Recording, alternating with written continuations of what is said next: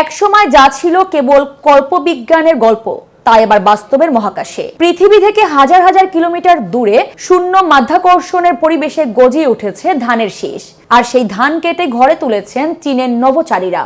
মহাকাশে ধান চাষের এই সাফল্য শুধু বৈজ্ঞানিক অর্জন নয়, বরং চাঁদ, মঙ্গল কিংবা গভীর মহাকাশে মানুষের ভবিষ্যৎ বসতি গড়ার স্বপ্নকেও আরো এক ধাপ এগিয়ে নিয়েছে। চীনের নিজস্ব মহাকাশ স্টেশন তিয়ানগংয়ে পরীক্ষামূলকভাবে ধান চাষ করে সফল হয়েছেন দেশটির নভোচারীরা। 24 মে পৃথিবী থেকে উৎক্ষেপিত শেনঝৌ 23 মিশনের মাধ্যমে ধানের বীজ নিয়ে যাওয়া হয় মহাকাশে। এরপর 2 মাসেরও বেশি সময় ধরে চলেছে নিবিড় পরিচর্যা ও গবেষণা।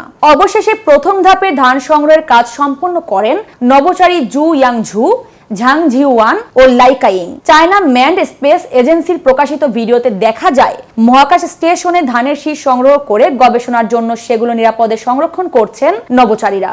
এর আগে 2022 সালেও তিয়ানগং মহাকাশ স্টেশনে 120 দিনে ধানের পূর্ণ জীবন চক্র সম্পন্ন করতে সক্ষম হয়েছিল চীন। তবে এবারের গবেষণার লক্ষ্য আরো বড়। মহাকাশে পরপর 2 প্রজন্মের ধান চাষ করা যায় কিনা তা খুঁজে দেখা। গবেষণায় ব্যবহার করা হয়েছে 4টি চাষের ইউনিট, প্রতিটিতে রয়েছে 6টি করে ধানের বীজ। পরীক্ষায় নেওয়া হয়েছে 2 ধরনের জাপনিকা ধান, একটি স্বাভাবিক বীজ এবং অন্যটি 2022 সালে মহাকাশে উৎপাদিত ধানের বংশধর। তবে মহাকাশে জন্ম নেওয়া ধানের পরবর্তী প্রজন্ম কিভাবে বেড়ে ওঠে, প্রতিকূল পরিবেশে তারা কতটা টিকে থাকতে পারে, এসব প্রশ্নের উত্তর খুঁজতেই চলছে এই গবেষণা। নভোচারীরা এখন ধানের নতুন শীষ সংগ্রহের পাশাপাশি কাণ্ড ও পাতা কম তাপমাত্রায় সংরক্ষণ করছেন। পরে এসব নমুনা পৃথিবীতে এনে বিশ্লেষণ করা হবে। কারণ মহাকাশে মানুষের দীর্ঘমেয়াদী অবস্থানের সবচেয়ে বড় চ্যালেঞ্জগুলোর একটি খাদ্য।